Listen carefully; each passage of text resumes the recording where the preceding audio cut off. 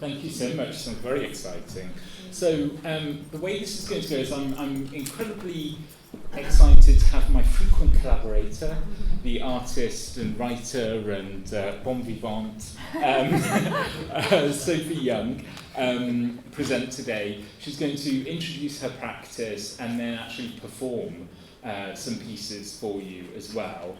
And then we'll have a discussion about some of the issues of gender raised in your work and frustration, disappointment, all of the things that we talk about, cringe even. Yeah. We're supposedly working on, or you're working on something about cringe that I'll contribute to. Yeah. As you'll have seen over the last few weeks, it's a feeling I'm intimate with. Just a heads up though before we start, there is going to be a bit of discussion of sexual violence in this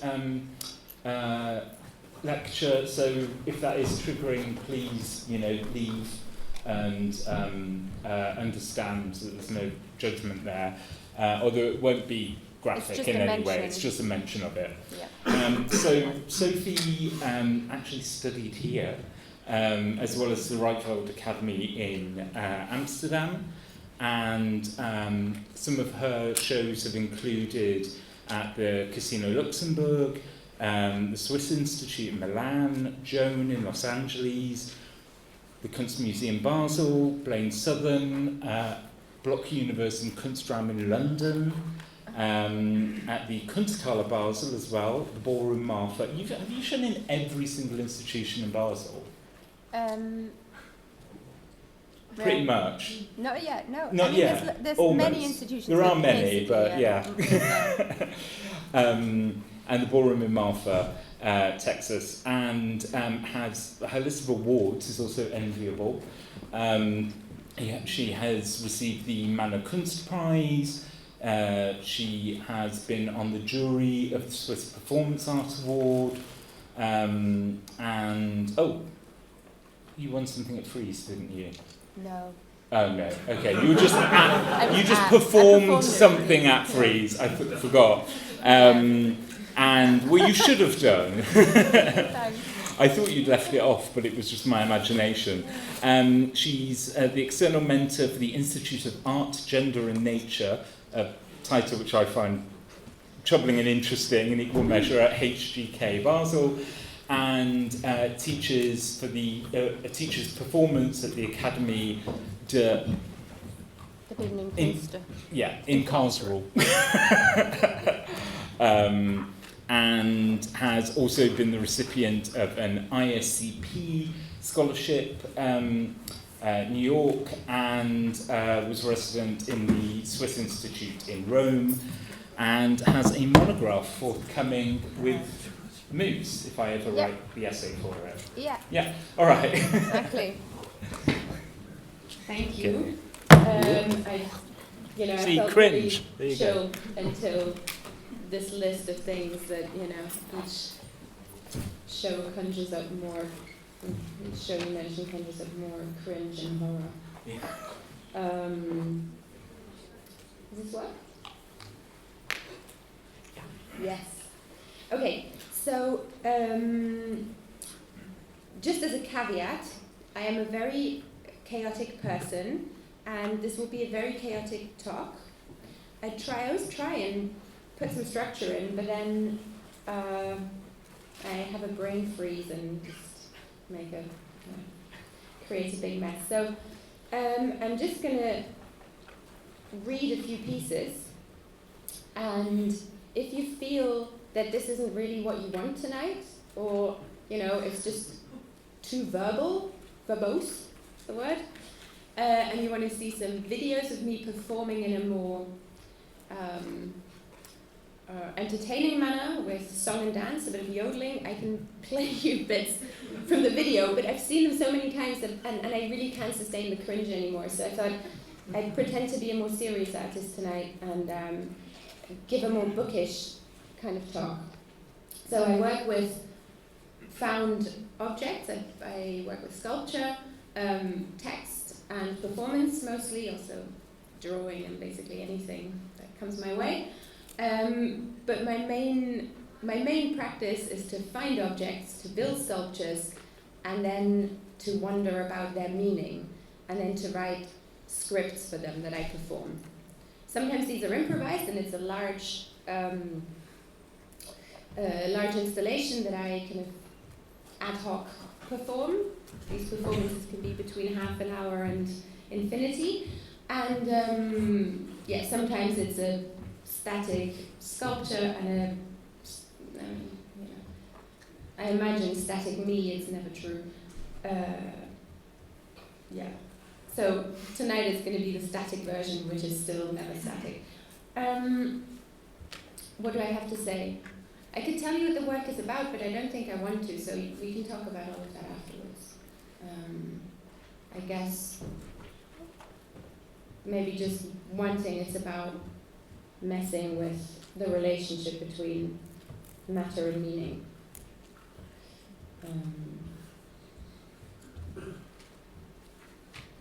These are just introduction pictures of me. Because I used to look good.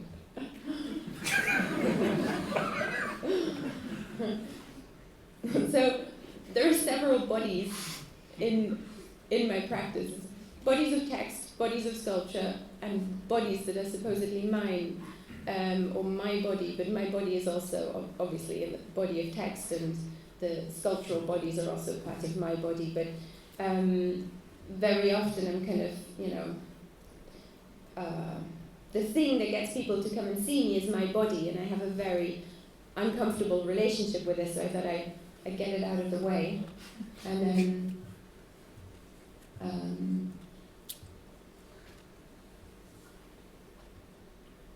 so you understand how I sort of put myself in these sculptural settings.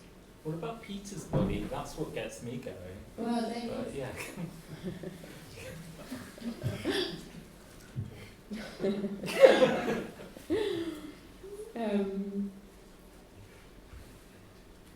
Okay, here we go.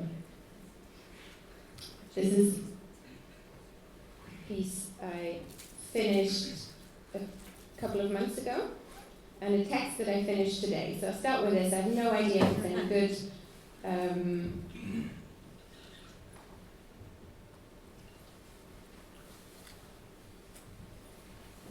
You'll indicate.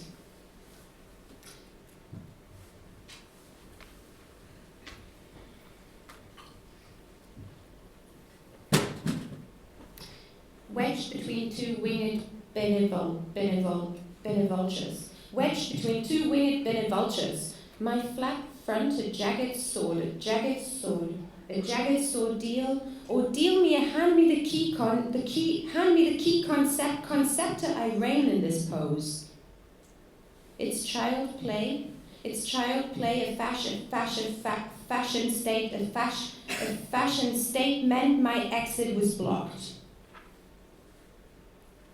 It's temporary, very flutterly possible that I will be rushed to the front page news. I am mollycoddled by two entirely possible that I will be the spokesperson of son of spokes in the wheel of the four. Tune out the voices, I trust my defenders. Behind my back a load of twigs all bundled up, it's kindle wood. It has no meaning. A fire planned to keep us warm and those who perish warmer. What can I say? A froze sensible to cast les autres in the role of the beast. My role is still in discussion. Until then, I hold my peace. Only mine, I'm afraid. Only mine, I'm afraid. Of fists. I'm afraid of fists held high. Testiculating wildly. Testiculates my cause, this aids my cause. A waving fist versus a fist held up high. A moving fist versus a fist held still.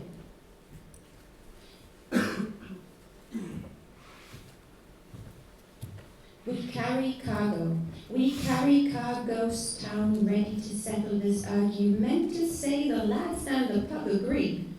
We stick together, we stick it out, we stick with those whose jet it is. Remember what happened last time they asked for liberation or tonight? liberational to deny the right to live. Our star fight her as she tries to leave. Classy move. Blocking all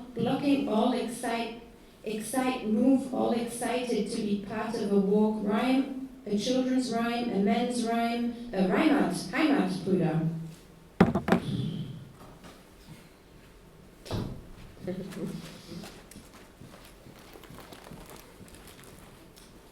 Take off this foulard.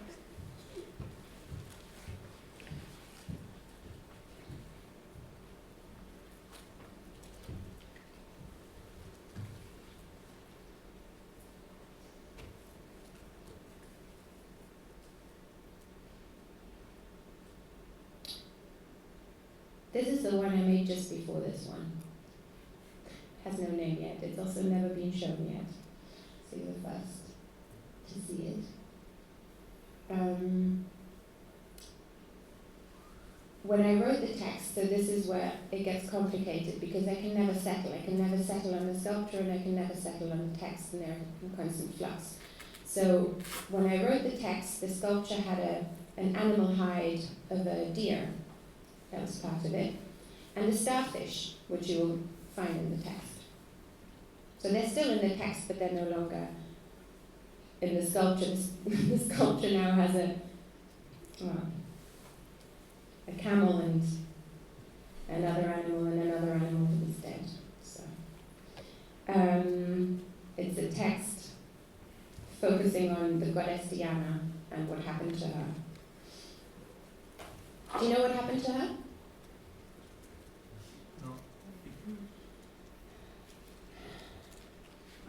No, really basic.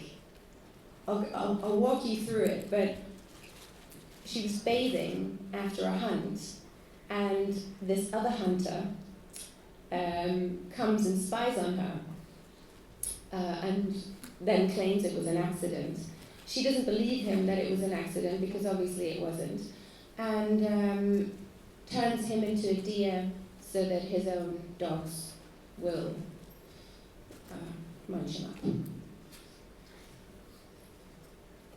There's more to the story. Jupiter is involved too. Jupiter terrible throne is tipping point. This is the throne, obviously. Jupiter terrible throne is tipping point at her, and say, you gotta grab him by the pussy, see her, I'll have that throw the skin of the peeper off his four-legged Bughead bugged me about this. I wasn't trying to look. I swear the bug heterogeneously spoken. The monoblock chair is a lightweight, stackable, polypropylene chair, usually white in color, often described as the world's most common plastic chair. The name comes from mono and block, meaning an object forged in a single piece. It's complicated. One chair, identical. No space for others to sit on. But repeated across all explanation for a monotheistic rule is wrong. The rule is, look but don't touch. No, don't look. What, I'm not even allowed to look anymore?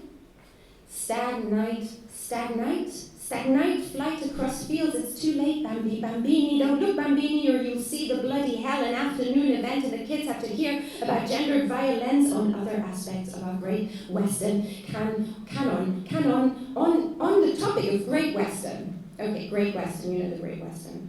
The shower's blocked and the door is locked. Would you rather the shower worked, but your neighbor accidentally walks in on you, or the shower was blocked, but you get to wash in peace?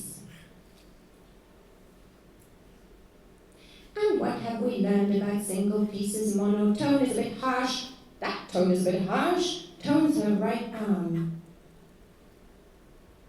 She's a hunter. Tone's her right arm. Tone is a bit aggressive. No need to get so stroppy. Diana Bollick, have you seen her arm? Bow to her. Don't peek. Perform is everything. Don't peek or she will hunt. She will hunt. Terminal flight, my little stagnant mind set on accidenting your skin. In a minute, I'll say it was a joke. In a minute, I'll Apollo bow. I'll apologize. Now, gaze. Now, look. She's stark naked. Nay, Apollo guise, under the guise of being a fellow hunter, I said, it's an honest mistake, miss. Miss, take a breath. I didn't mean to look, I just lingered here to Apollo brag to Cupid that his bow was bigger than Cupid's. Angered by the insult, Cupid shot him with a golden love arrow, causing Apollo to fall in love with the first person he saw. Cupid then shot Daphne with a lead-tipped arrow, causing her to be impervious to love. I mean, that's a fun way to explain rejection. Apologize now! Your feeble explanation set on objective fight for the woman you love, Artemis Grumpy was wrong. I didn't mean to look. It was an honest mistake. Diana, the goddess of the woods, would go to her bath and rest after a hunt.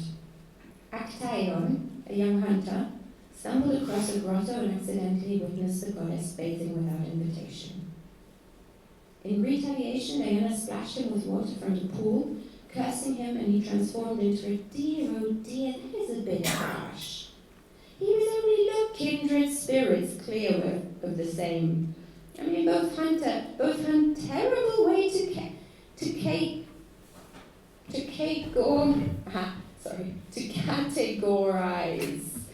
categorize, gore them out, gore those eyes out, gore them out, good boy. You should not have been looking. Skin for skinteresting. So the comparison is literal allegories don't hold in our fight for autonomic and subsec. My body, my skin, my body, my skinteresting. So you're using contemporary slogans to judge the ancient gods. Honestly, you can't judge them by our contemporary standards. Ovid's version of the myth of Actaeon differs from most earlier sources. Unlike earlier myths about Artemis, Actaeon is killed for an innocent mistake, glimpsing Diana bathing. An earlier variant of this myth had the hunter intentionally spy on the bathing goddess Diana. Oh.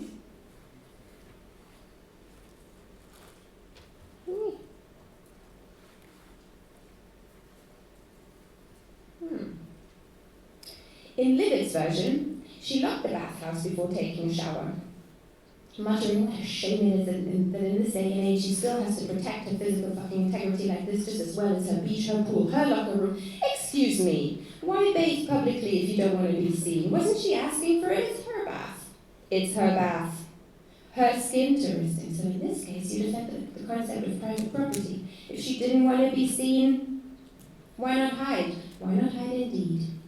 I turn you into a deer, and let your dogs kill you. Sick, that's not an adequate punishment just for the millennia-long objectification through desire. Higher on the layer of cement to tell you, don't mix up your grudges with an honest miss. Don't take your bow to a row of men trying to apologize. If only you let them. What you call objection, my lady. Not all gods.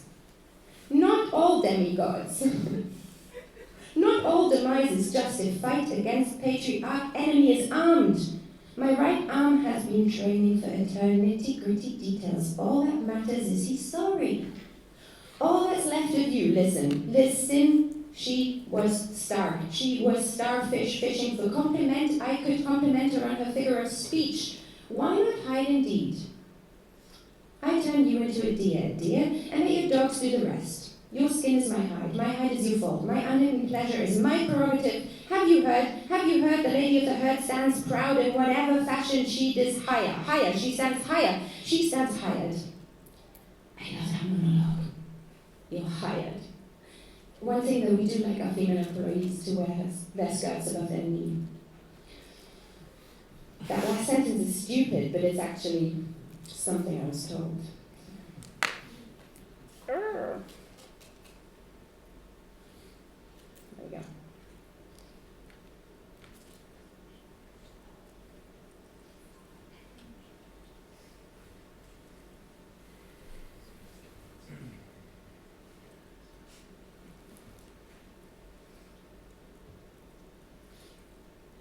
They're called numb and dumb. How to get yourself to cry and how to stop yourself from crying. Sewage. age runs out the middle of the colony, of the colonly, of the colonally. Lonely, no channel, anal laid, no channel laid to carry off the discharge. For good, behave to either side for admittance. Haven't even to either side, heaven to either side when you're done, see what you've done, and when you're done, see what you've done us proud. Sue torment to ask, do both sides now feel better? So see what wonders come of rotten acts. We have no data to suggest what might happen when you sit up straight and face the other way steady enough to keep them way steadfast enough. A commode of action is to sit and reflect and reflect and reflect from the bowl of death.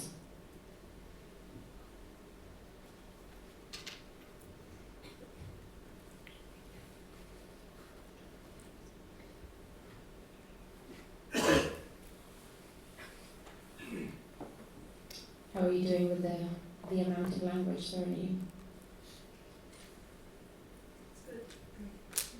I'll just throw more until I see a sign and then we go through it. This is an older piece, but I've just rewritten the text, so I feel it's okay to read the form. Can you see the water bottles and a bit of resin or puke? A notice board. No. Okay. And I should be wearing a pinstripe suit at this point. It was written for me wearing a pinstripe suit, so imagine me wearing a pinstripe suit. Speaking at an opening that was for a show that was funded by ING, a bank. So here speaks executee, classy, pinstripe and bloody boarding, while I'm on the board of this place, a board in bird structure, one is two in my hand, two escapees, they know what's got them looking, out of the rounded perspex, tinction, a reddish hue, distinct, thick, timid, took a white and waist side hustle to the next level up. Fly to a strata where words are just spoken things. Too light to tumble onto the heads of empty bodies. You drank up my water, what her you drank her up to? Extract 3.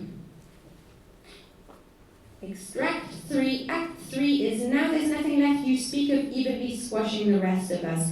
In the name of recycle, in the name of clowns have squirted from their flowers.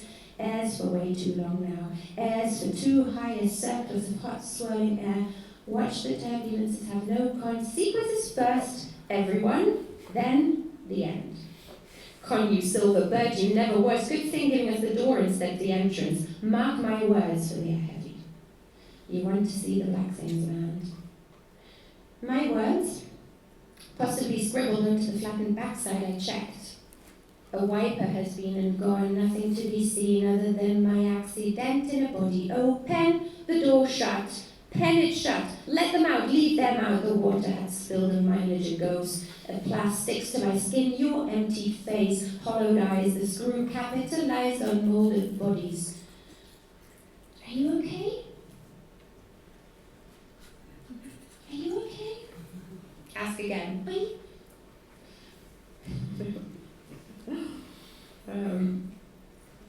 Are you okay? Are you a cable type for flight you set on? Why are we those that take leave of absence? There was a crash. Ash and Polly, mercy was retracted. Take refuge, number last of the oxygen radicals. Particle 1 says last. All others have refused to be spoken. Says first I float in air, a closed ensemble. You have a recognizable mechanism for entrance, and yet it violently failed my sis. Tears at the cap in vain, you cap it. Ain't you a shiny face maneuver? The clouds, the crowds, our new trailblaze, the lock apart from me, there was you, cleaning your winds. Do not open in flight. Do not open your winds in flight. Epilogue. Epilogue, a rogue member of the troupe went missing the morning. Do you know the melody? Throw under the door to make sure the draft stays out. Don't draft the weaker ones away from the gangway. Stay clear, the air is filled with hazards. The heir to this fleet a long while ago. She wants nothing to do with your casual murder, her agency pools otherwise. I threw up, and what came down? You wouldn't believe this spot. X marks the murder, get off the time. Accidents are known to occur in this line of flight. Dearly beloved, we have gathered here today to grieve the loss of our friend and colleague of her own deem. I said to her, move along now. I said, nothing to see here. I said, bile.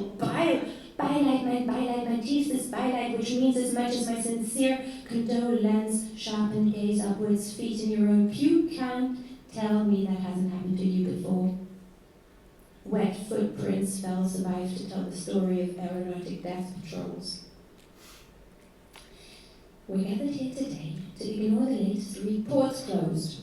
Feet grounded, fleet ground details, the root cause, the roots are where resist stands. This stance is this, my stance is this. Mile high, clubbed to death by similarly shaped peers that decide, décider to ignore the climates that chose to ignore this nor that. Nor this nor that, except the loss. Velocity, the loss of habit, or loss of habit. At that rate, it's too late. Extract 1, Act 2, Act 3, Act now. Do not open your wings in flight.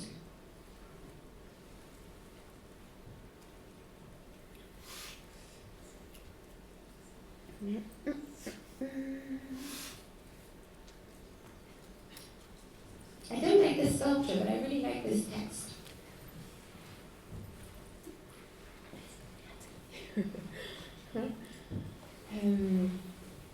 I'll read it to you because I like the text. This is a replica of the Elgin marbles up there. An air vent, a glisse print of a dog on her back with her legs spread, then police tape and a plate.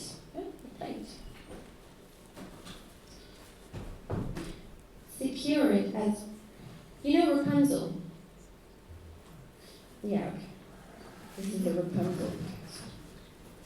Secure it as they will want out. They will want a faded glisse of a dog on her back legs in all directions. She protects the integrity of all that's on this side. A photograph goes up and they head out. It's looking optimist has settled our eyes, spearhead off as a relief is only partial. A horse and I. Head off as a relief, a relief is only partial. An empty tower, her back by her hair, reading V is only as friendly as the fire from which she abseiled herself. Only let us look at that only lonely up there, the watcher and the watched. The statue herself, down my own, I've lured me back into my very only body. I'm slipping. My slippers upstairs, and me stark naked down here where the vitals roam. A prime screen investigate is up, I'm down, the replica tried its best to diffuse is lit. The beam on me, the other beam collapsed, I'm back up him. Awaiting the subsidence, the dog by my side. My face not near the vent.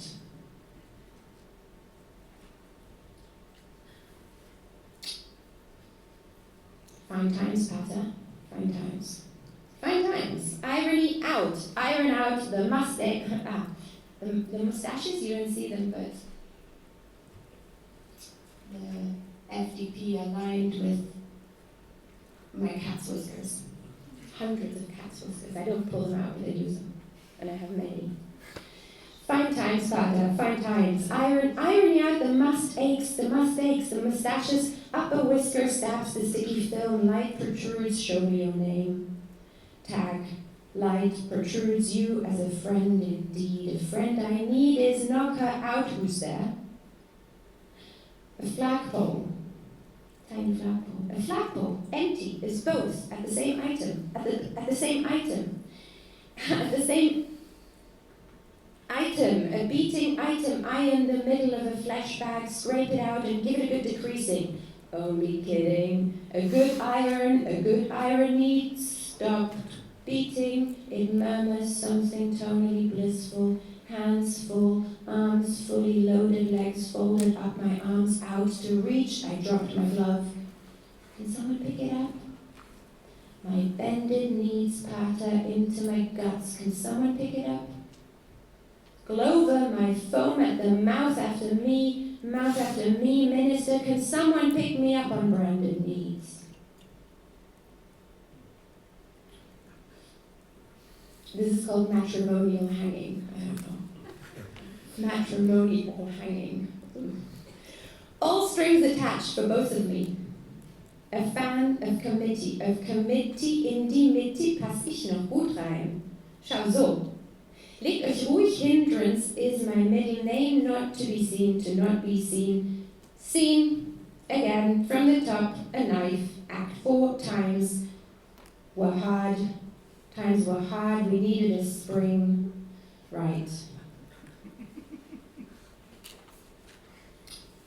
I mean, I'll leave out these long ones. It's a good one, but it's a very long one. I'll just read you the beginning. Yeah. Okay. Come fresh, it's also an old one. Come fresh, hello, fresh high water. Hang in there. Hang the fuck in there. Right in there, you get to hang up your dreams. Your dreams and your dreams. Tell me some other things. Dreams, or your dreams, or maybe, I don't know, your dreams. Listen, if you can think of something else other than dreams, there's a guest book at the front desk. You could write, I don't know, dreams, for example, or dreams, hang up your ... dreams, I don't know, your dreams, anything, your dreams, for example, or your dreams, ever built a structure struck by how nothing has ever built a system so brutal it blinds a newborn within 21 seconds, ever built a film reel that shows nothing but water, ever built a construction using steal away, steal away, steal away to steal away home. I ain't got alone to stay here. As rust causes it to expand and brutalizes any concrete strategy, any concrete plan, any concrete vision of breakdown into water, cement, and lime. Line me flat down, upside down, and I will not talk. I will now speak. More on that in precautionary tails tucked in and running. Proof to the audience that it is possible by exposing velocity and lack of tail, blaze, and trail based on research, based on gut. Based on research, based on gut, better be based on gut. And the flood, the tears. The flood, the tears, presumably, about the melting pay caps, presumably, about the increased oil price, presumably. Get it. That is a shame, having to pay public sector, or having to pay full stop pouring, or you will oil blood. Spill and you fold, you spill and you fold, you spill and you folded note saying, I never meant to, etc., I didn't know, etc., is to be related to as object, not subjected to scrutiny. Why? Your writing is too sweaty to be read. The ink pen slipped before the executive will deal me another hand over the folded bit of paper. Your line is so shaky, I can't read what you're saying. And so we gather, we guess, and we keep ourselves to ourselves because human, because nature, also because animal and abstract, because clothing and fire and other fire keeps us apart. Me, I'm more of a savings person myself. This greed, just come on, sense, come back and take over for a minute. I need to pee. I don't know.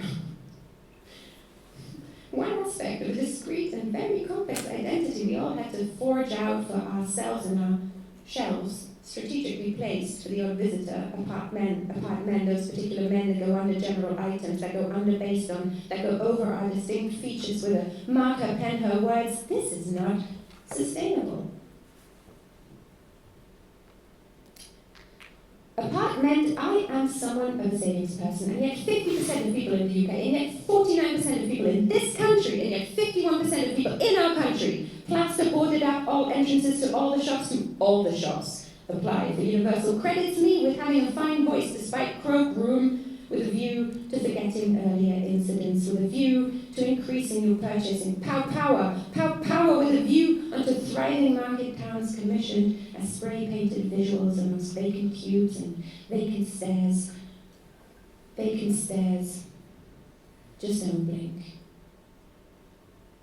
That's how you train yourself. That's how the railway spine figures out where to attack next. You drill a hole and repeat. I can see nothing and feel myself no more. Ergo, we must hurt the most vulnerable to hurt the most volcanic explosions by telling them they can have it. Smile, bleach, floss, bleach, and then switching off their gas, it's easy. No eruptions predicted. It's called energetic stakeout. It's called energetics takeout, the last one standing on anything publicly owned. Close your eyes and think of borders. Open them again. All borders have gone, have not gone. It doesn't work that way, I'm sorry. Close your eyes. The fluorescent light about bright Nescafe to help you open your eyes. Open them. Open them. You've seen it already. I'm sorry. The damage is done. Flood defense in the area of your offensive lands being drowned and knocked. I was going to place a strategic bag or two over the years. Okay, I end here. I don't end completely, I'll do one more, but I'll end this one. Is that okay, Bob? Yeah. Okay. Is that okay, everyone?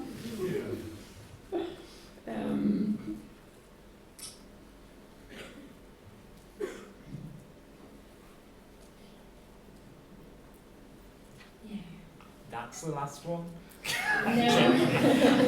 It's a really good one, but it's mainly German. I mean, I can say it's a really good one because 90% are not good, but the ones that are good are good. This is the Medusa. No, I wanted to show you.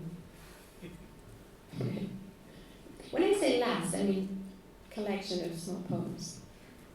I dropped my spear, but fear not, I fake it till I make it back onto a half-heighted dermatome. My teeth, my many protrusions, I can't but look below my lacquer. Infused, liquid fused in the middle, the point is high and in reverse. The point is low, reflected, lactated, and the puddle left behind by who?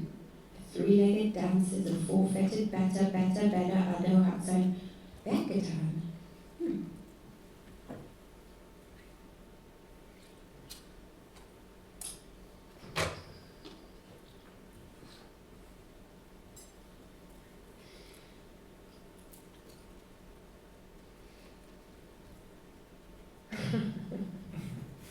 I'll repeat part of this just because it is not a sculpture, but a performance I did in the Centre Pompidou in their collection of modern art.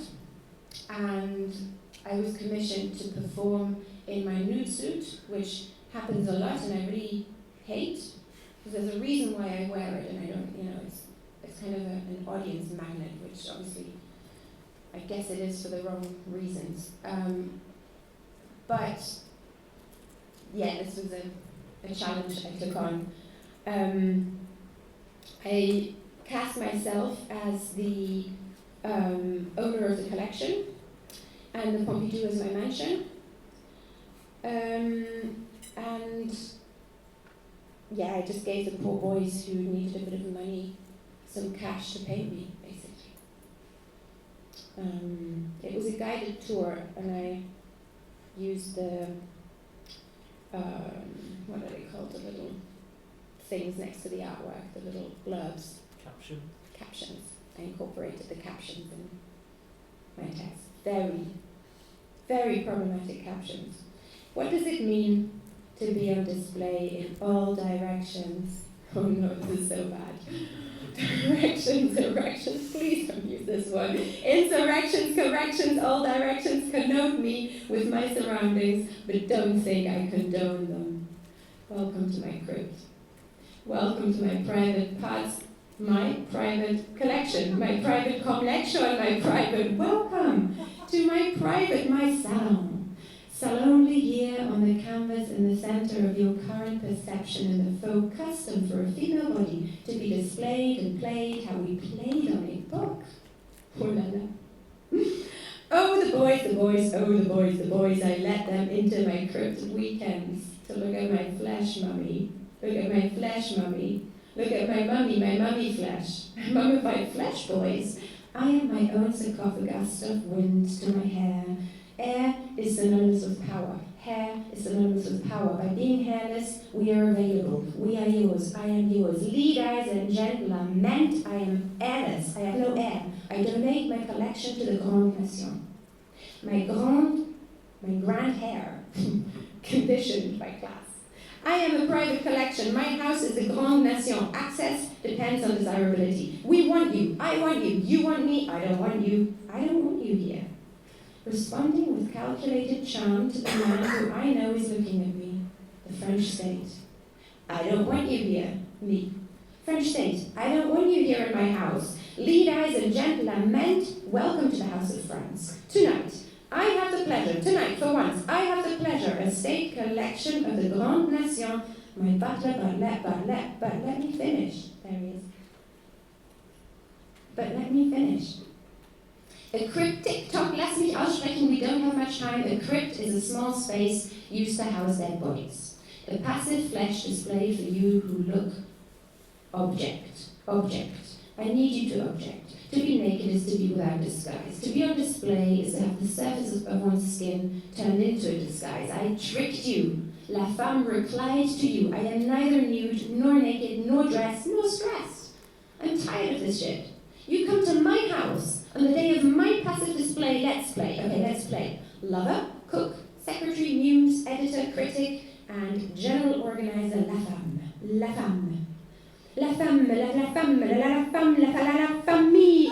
La femme, I'd rather stay alone. Femme this, femme that, fameuse femme. Most of the works you see here have been commissioned by me directly. I approach the man with a big wad of money or just a handful of power, and I say, paint me like one of your French nations. Sovereign, my dear Pablo, it's piss.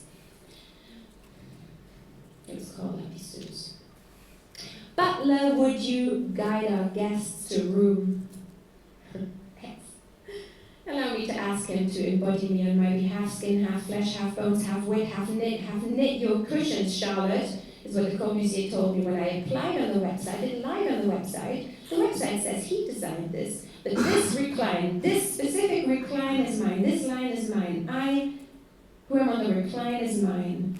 The recliner up and down the corridor, we need to see her walk. At this point, I got up and I walked this very long corridor. And I leave out all the middle bits where I talk about all these nudes and all these paintings. Me. And come to the end, which is Picasso's La Pisseuse, which I don't know if you know the painting. It's a woman squatting, pissing into the foam of the sea. 2 tits, 1, 4 tits, 6. I piss on all of this shit. I am not lazy, I am tired. I will piss right here. Show me the way to the ladies' room, and I show you the way to the boys' club. I show you the way to the boys' club to death in my crypt. Welcome to my crypt. Welcome to my crypt. Those of you whose brushes brush too close to the shore, here in my crypt, you will have found. I'm sorry, this is trigger warning, but it's true. 1 pedophile, 1 narcissist, and 1 anti-Semite. All of whom I forced to look at me like your French sovereign. I love standing at the water's edge. My hair is wet, my air is drowning. I am the last in line, bandaged up, aged up towards a place where I can't be owned anymore, where my thighs are strong enough to hold me in position. You last adopted as a 3-year-old, held by your mummy. I am your mummy now. Mummy, fight the urge to own what you see. I am yours to misinterpret. I am yours to misinterpret. I am naked, not nude. Look. A voice is starting to grow in between that tightened cleavage up towards a place where I can't be owned anymore.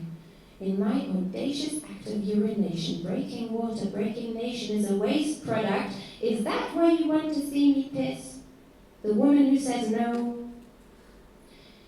His splashed bather, me, also borrows from the myth of Aphrodite, the goddess of love risen from the foam, in other words, from water disturbed by the sperm of Uranus. This is suggested by certain features of my face, which, rather than Greek vases, are reminiscent of Cretan frescoes, with their energetic rusticity. This is the... Aphrodite was born from the white foam produced by the severed genitals of Uranus. I think this deserves applause, but I'll continue. Aphrodite is the patron goddess of sex workers. She is an ancient Greek goddess associated with love, lust, beauty, pleasure, passion, procreation, desire, sex, fertility, prosperity, and victory. She can squat. Squatting, here I am. Squatting, here I am. Good squatter, I'm a good squatter. I have endurance, endurance, that you'll have to endurance, that reclaim her bodily functions, that put the outside on the outside, that leave the inside on the inside. Let me recite what history teaches. History teaches, history teaches, history teaches, history teaches that I own too much. Let's say this whole assembly of painted goods. History teaches privilege as the village is swept either side of the border. I speak from the position of the privileged, undecided, border-blind white woman. Every man that has a brush has touched their can or can't. I don't discriminate fear, and I'll have your cast. I'll have you cast me, and I'll have the cast... Oh God, no, this is cringe. I'll have the castration anxiety. I speak of nation anxiety. I want to say, everyone depicted here is either me, my friend, or my enemy. Everyone who has brushed past their view onto me has been paid, has paid. Has been paid, has paid with their independence. Dance, little dancer, dance, dance. Nude is a category risen in the highest point of inflation ego, not in leaves, not in leaves. It behind, now. Just my behind, now the rest is rotten. We're 5:10, we better start. This is not a peaceful dialogue. My friend on the left, painted by a white man. My enemy on the right, painted by my friend. And mummy fight by me. Mummy fight for the right, not to be killed in the Grande Nation by one of this lazy genre. Covered, uncovered, arranged and displayed. Not all of us have blankets at hand, to hand. This nude appears to be a metaphor for the despondency of defeat. This nude is an ancient symbol of knowledge and wisdom to make it the emblem of his fight against Nazi persecution and the rise of barbarism. This nude is an allegory of a world dominated by the proliferation of images. This nude is presented as an allegory of pleasure in peacetimes. This nude expresses an ideal unity between man and nature. This nude creates a dramatic tension. This female nude is an example of an energetic and sensual abstraction. This nude as artistically valid object to dispose of as I choose. This nude a summit of unsurpassable concision, humour and grace. This nude in the bathroom. This nude exalting the aesthetic value of the delicate colours and materials, particularly flesh pink. This nude as a piece of reality. This nude as a form of figuration based on erasure and the removal of individual characters. Now, not now, and now, now. Exactly as kings, feeling full for it. Exactitude as kings. So to beseech you, as full as for it. Exactly or as kings. Shutters shut and open, so do queens. Shutters shut and shutters and so and shutters shut.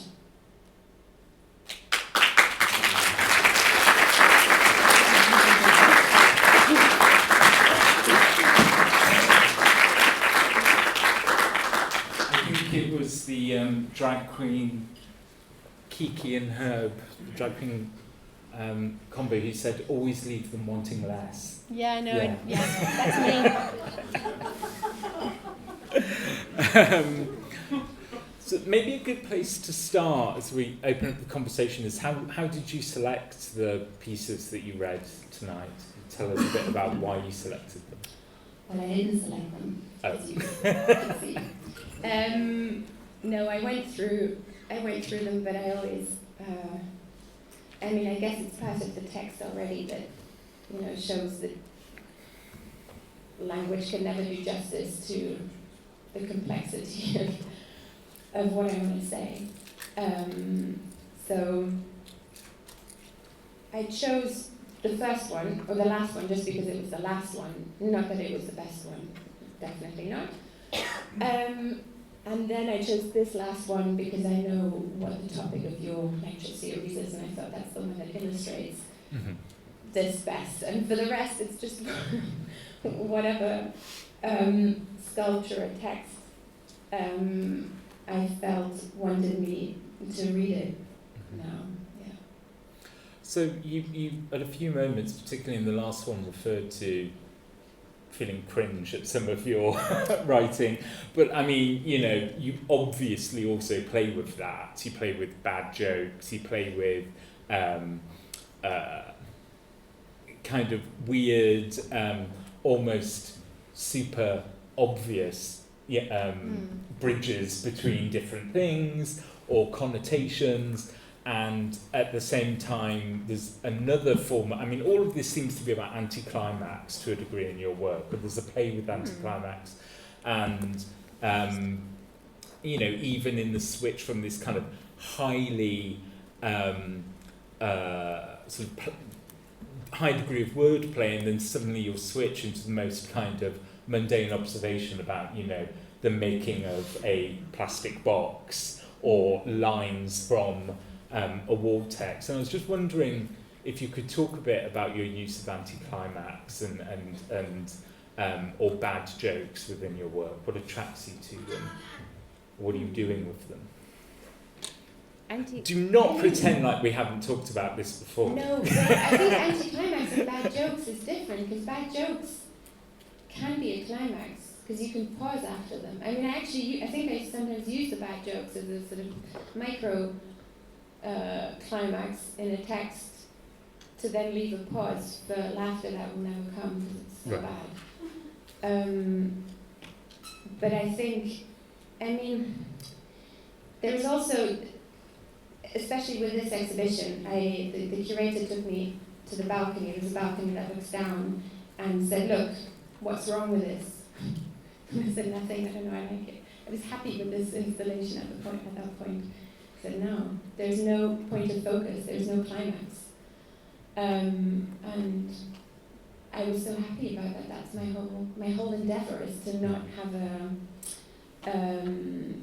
one element that is worthy of attention, more worthy of attention than any other.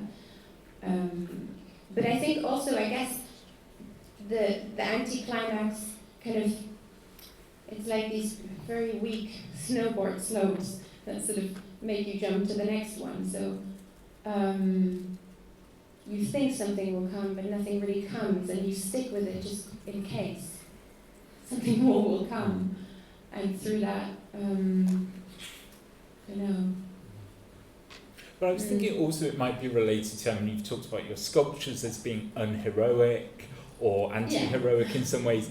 And of course I was thinking it's possibly related to your interest in ecriture féminine, this kind of women's writing, and a kind of a non... the non-monumental, or the plurality of voices that kind of fade in and out, and and build a larger body of words, points, versions that might actually, I mean, they don't necessarily contradict each other, but some of them really contradict each other. But they're a body of voices that are being formed as they are released, kind of. And of course, I mean, I think that kind of goes without saying, the anti-heroic, but I guess it doesn't. The anti-monumental, sorry for not stating the believing obvious. in singularity. I don't believe in, an original thought that kind of created an original artwork. This is so far from my politics, actually, that and I guess the bad jokes. I mean, there is something heroic in someone who can tell a really good joke. That's my dad, and I'm the opposite. Yeah. You tell jokes the worst out of anybody I know. I In know, some way, thank that's you. heroic. Yeah.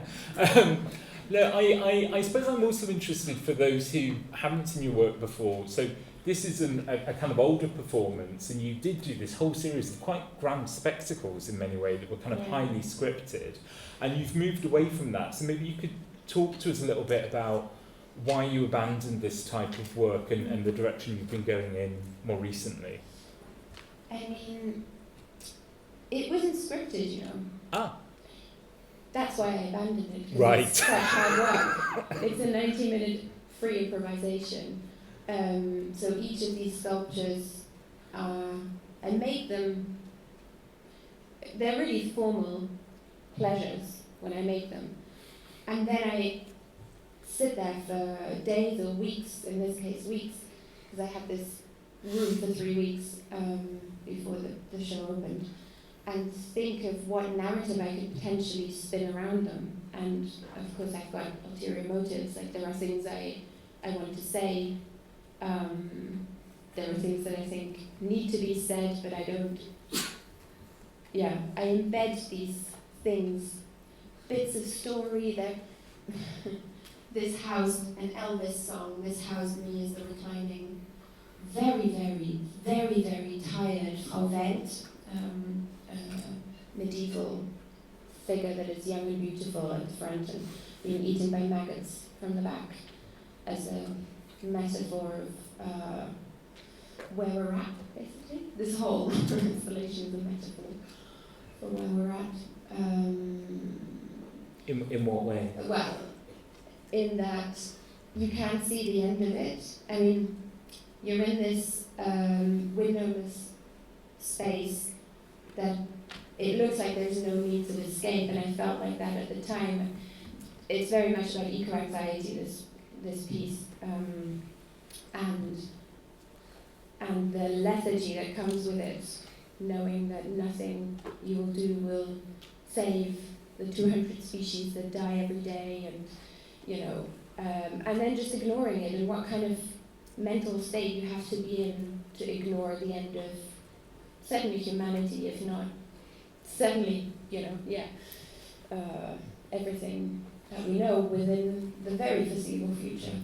No, I knew it wasn't scripted, so I used the wrong word, but they were highly kind of orchestrated in a way. They were very elaborate scenarios, often with a character of some sort or a persona that you would then play with the kind of theatricality of the scenario, breaking the fourth wall, all of that. Yeah. And you've moved away from that towards what? Yeah, towards what? What? Yeah. Basically, I am just a one-bodied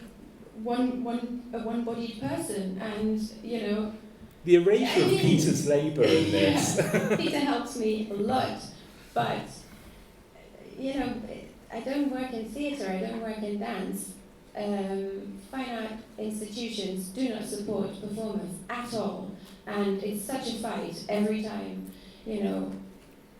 I didn't even get one single rehearsal. I had to fight to get half an hour, and then the director came and shunned me for being in the space before the opening.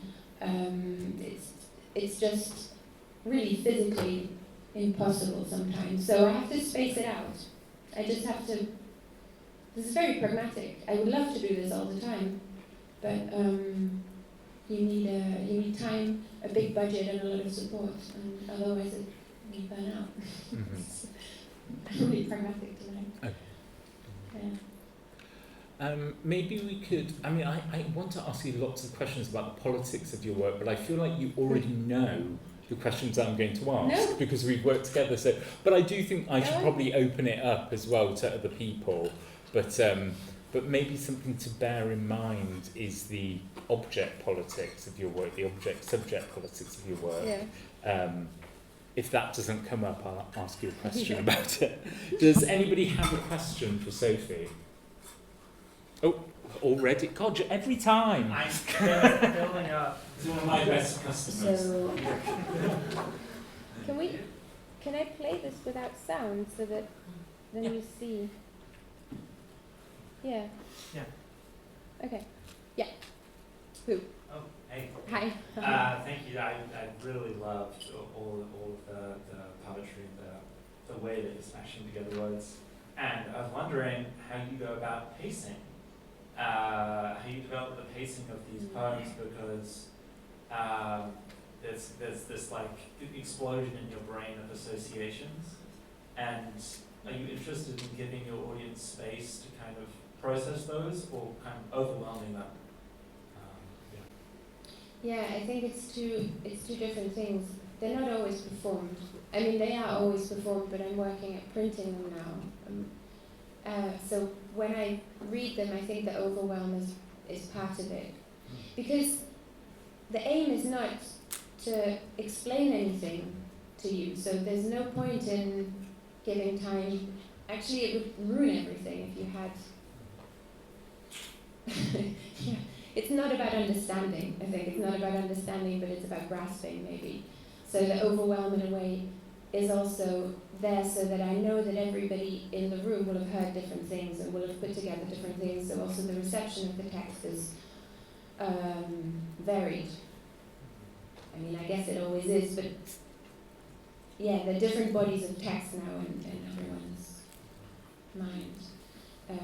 And then the pacing, I mean, sometimes you saw when I'm reading it, I know this is meant to be a word, this is meant to be a word play, but I can't remember, I can't figure it out.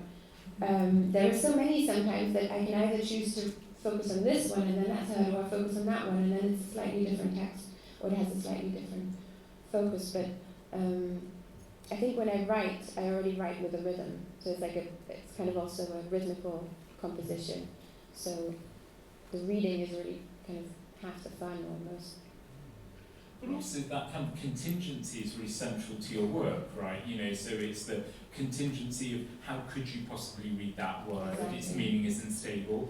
The text is performed for a sculpture that might be reassembled differently, or that has been made site-specifically or even event-specifically based on an issue that has arisen at that moment, right? So that kind of play of contingency is important to your work. Yeah, exactly.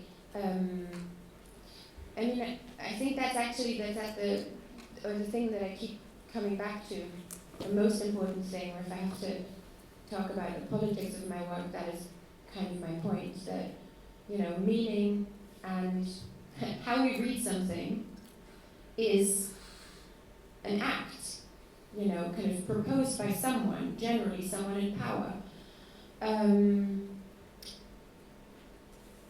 How something is categorized socially is, you know, things don't come into existence already in a category, so the categories are made, and it's a forceful act, and everything I try to do is show just how versatile a thing can be, and how dumb or how unsuitable categories are as stable things. They're, you know, they can help to,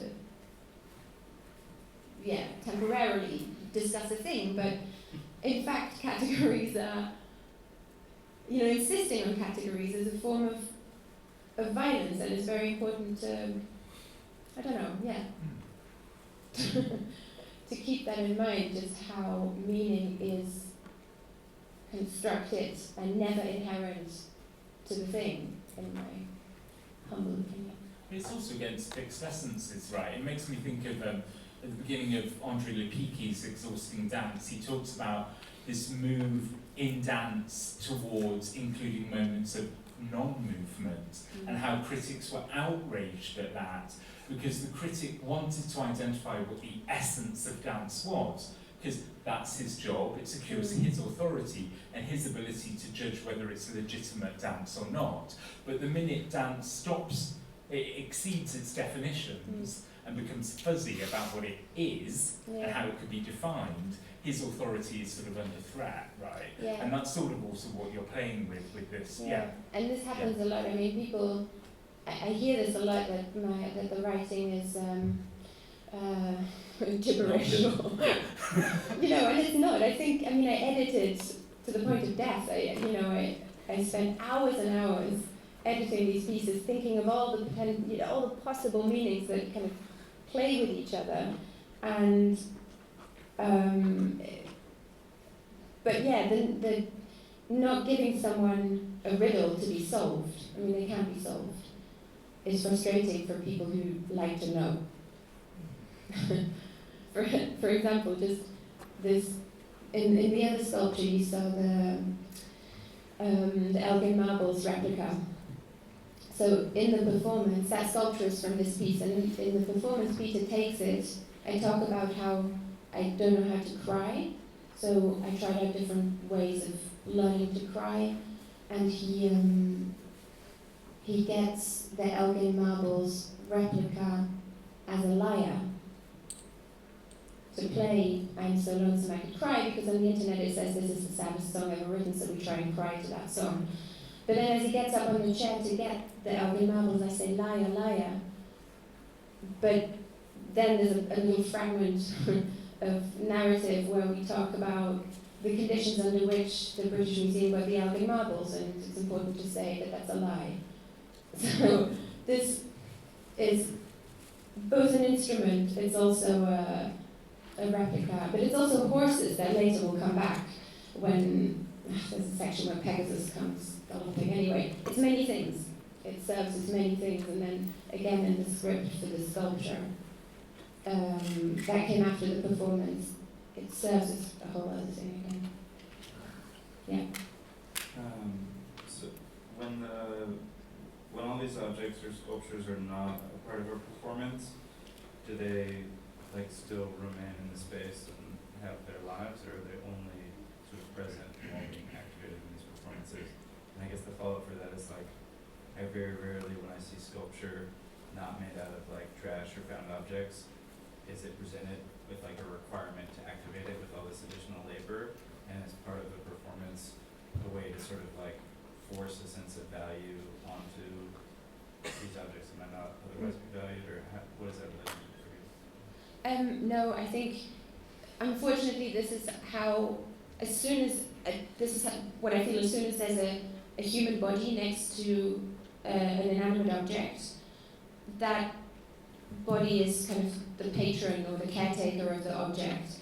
But I feel, I mean, this isn't, for me, this isn't the case. I know this is how me and my things are read quite frequently. But, hold on.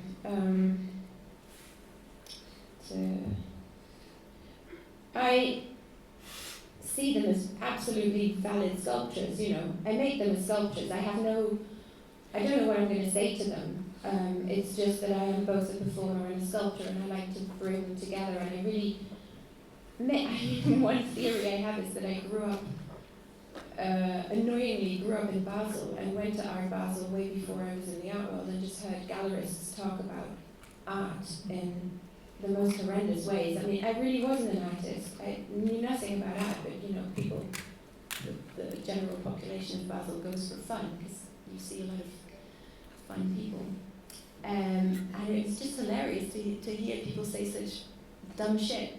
So I kind of started playing with that, with this meaning, like the meaning mining, also as a way to give them value.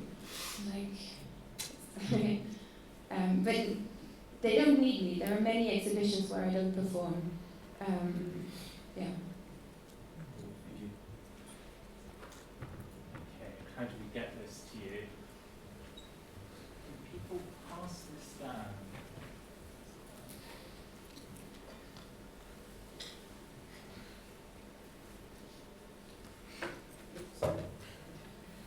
Hi. Oh, hi. Hi. Thank you for that. That was amazing. I just wanted to ask, you mentioned briefly in the larger assemblage about eco-anxiety. I was wondering how, like, in relation to your objects as well and your play with categories, how sort of understandings of deep time or those boundaries between object and subject and categories of animal and others sort of play into your work.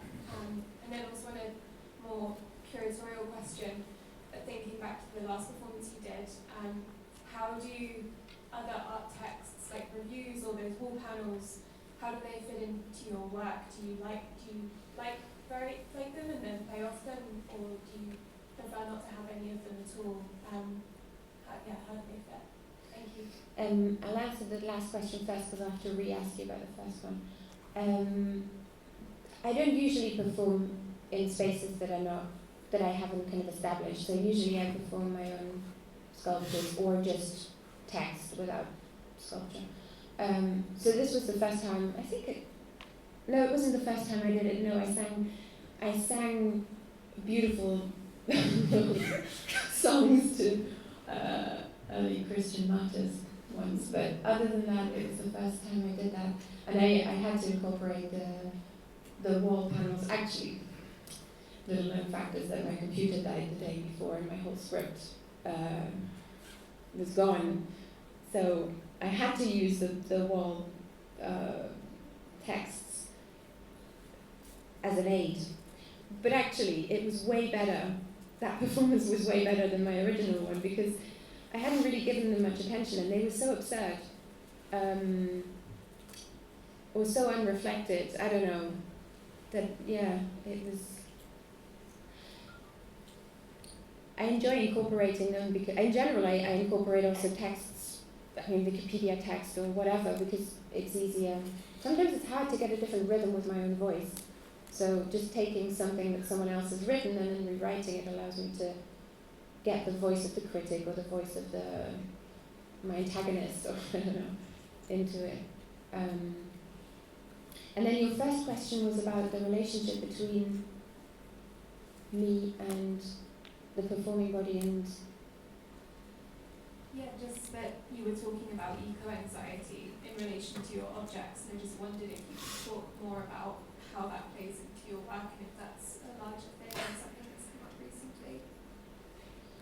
No, that's a larger thing, but it's something that I don't really work with topics, so the topics kind of come... I mean, I work with what I find, so whatever I find will then have to be... I have to negotiate what I want to say with what it already is, I guess. But eco-anxiety is one of my main things that go... I mean, one of the topics that just constantly swirls through my head, because I don't understand how we can't all be freaking out all the time. So, but we're not. You know, we can watch Netflix and be quite relaxed with, you know, I don't know. I was going to say a glass of wine, I don't drink. So, it's a good question, because I think I also have... I have to think more about what my relationship is with the objects in relation to eco-anxiety, because there is an element of that in how I deal with these things. Yeah, I have to think about it though. Sorry. Anyone else with a burning question? Oh.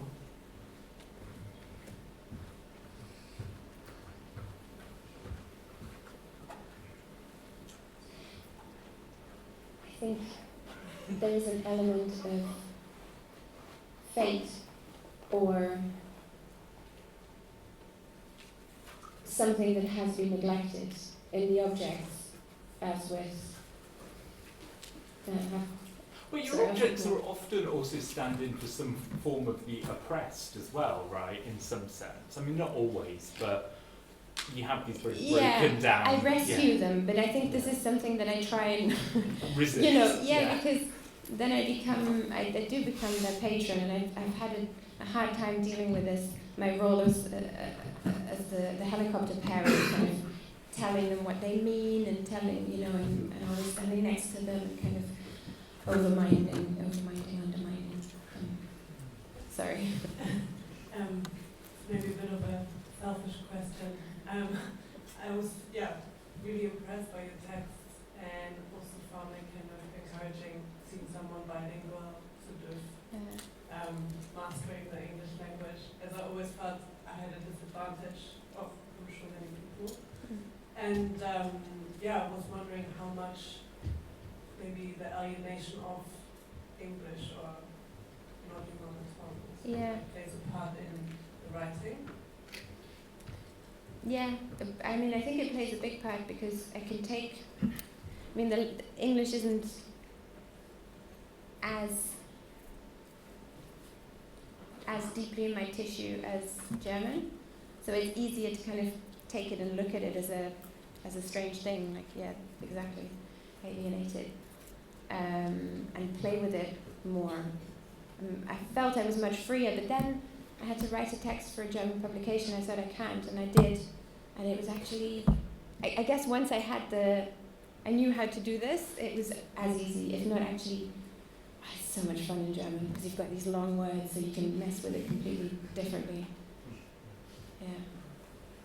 But is it like, I don't know, is it the same voice you're using? No, it's different. The German voice. It's very different. I'm also, yeah. And grew you're a up with fake German as well, because you're actually from Yeah. Luxembourg. I'm a So- fake German, but Yeah. I kind of grew up in German theatre, so I have this very theatrical German. But also, actually, because sometimes I don't exactly know what a word means in English. I think I know what it means. I just use it because it sounds good. I check, I make sure that I don't say the wrong thing, but there are words that are just so glistening. And how they sound and how they look is kind of stronger than what they mean sometimes. But it's different from Beckett famously wrote in French because he didn't understand French that well and could strip away a lot of his writing. But it seems that with your work in English, it becomes much more about the materiality, kind of sluggishness of the word that makes you reflect on its materiality, maybe, or I don't know, or maybe it's just the foreignness of the word that lets you play with Well, it it's more. materiality, and also I split them all the time. Yeah. You have to, I guess, it can't be too sacred. The word can't be too sacred to chop it in half or into three. But this is also the cringe thing. Sometimes Yeah. these chops are so unsexy. Yeah. Is there an... Oh, another one. Gosh, two of you. Well, at least you're close together. That's a bit bad back, so that makes it easier for me. If you want to... Is the text available for the gallery viewer to read, or is it just through the performance? Because the reading of it as a viewer, whilst you're saying it, is different. Yeah. I usually don't show them this. I think this is the... Oh, God, no, but this text isn't finished. I shouldn't have this up. Happy with reading it. You've got the problem performed for you, as you answer. Yeah. Right, what was I going to say? Oh, I thought, what a pretty image. This is the first time that I actually show the text. I usually prefer not to because I want people to kind of dig in the sculpture for anchors or places where to anchor the text in. But then there are a lot of things that happen when you read it that you don't see or that you don't understand if I just read it, so I'm always torn between both. No, usually in the gallery, sometimes they get the text to read, but usually not. I mean, mostly I don't really perform them either. It's a one-off performance maybe at the end of the show. It's not a huge part of the show. Sometimes they're audio tracks. But sometimes you have done consecutive nights of performance and I stopped doing that because I felt that the sculptures weren't really taken seriously with me there all the time, so I withdrew a little bit. The text, sometimes I'm not there, but the text is there. It's always a shifting. So I think this will have to be the last question, I think. My question is about the character of your texts, because I thought it's interesting that they are in a way also dealing with the commentary also of the sculpture, and I was wondering what your relationship is also to reviews or art criticism then again on your pieces, because I was wondering if that also comes back into your texts, or if you because I mean it seems as if you are taking perhaps already claiming the part of art criticism for yourself, Micromanaging everything. making also a bit fun of it, or so. I mean, it started off as that. where I thought, yeah, this pompous looking for meaning where there isn't meaning. I mean, not that, you know, I really believe in grasping artwork. I don't necessarily think you have to have a preconceived point before making a work. I think actually that's really boring. So,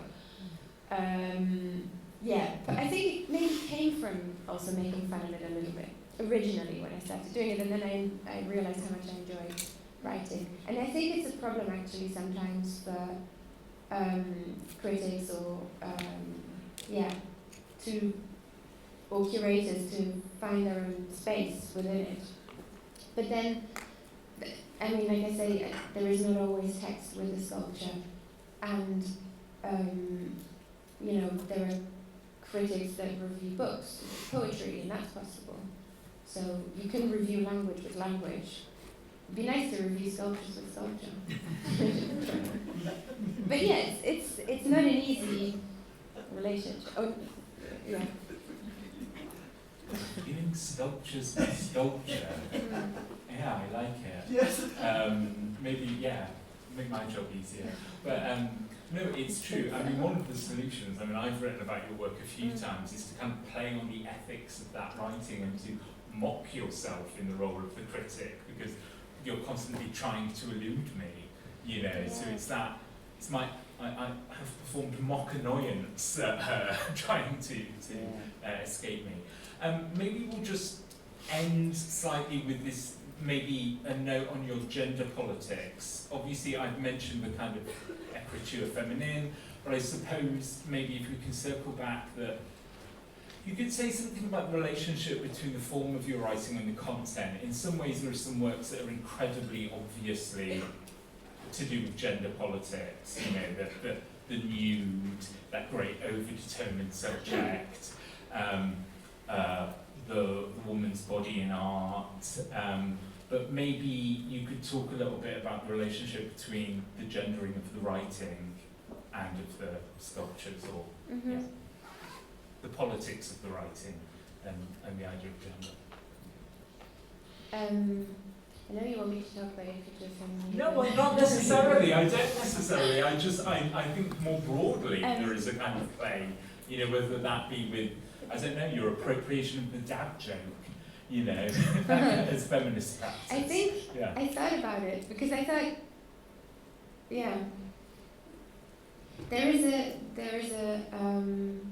an unlegibility that I crave, and that I allow these sculptures to have, or a very complicated legibility, which I don't have as a body in space. I'm being read all the time, and I want to escape. I mean, I guess this is the first category you're born into is gender. It's the first thing that is assigned to you, and this. I mean, maybe this is going too far, and maybe I thought about it late at night and it's not exactly true, but these sculptures feel like they're not my children. There's no genealogy, but they're like things that come from the outside to me and are kind of go in and are being externalized again. I don't know if that makes sense. It's like a... Sorry, I just can't really look. Oh. Yeah, I don't know. I think I am all of these sculptures, and none of these sculptures have to perform a gender or have to abide by any of the things that, you know, I would have to abide by as, you know, being read as a woman. And that's something that is really addictive, or that's really, I think that's one of the main drives, to kind of let them run through me and become complicated and multiple and this and that. Neither this nor that, but all of it somehow. And yeah, I don't know if this answers your question. It's also not a finished thought or answer. Oh, I thought you were going to solve all the problems of gender politics by the end of the I mean, I can if you want. yeah. Staying another few hours. Okay. Thank you, Sophie, very much. That's perfect. Pleasure. Thank you.